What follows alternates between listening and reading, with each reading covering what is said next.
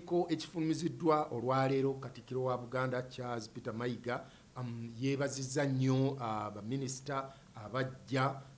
era bw'atyo n'ayaniriza Katikkiro ayaniriza nnyo baminisita abajja Ssaabasajja Kabaka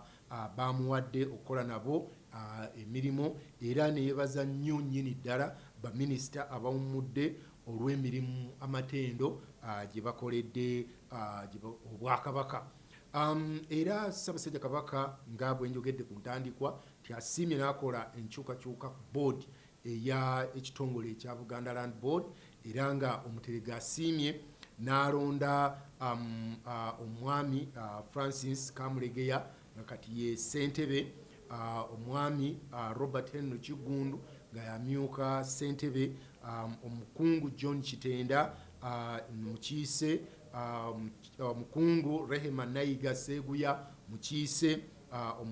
owekitiibwa Rita Namyalo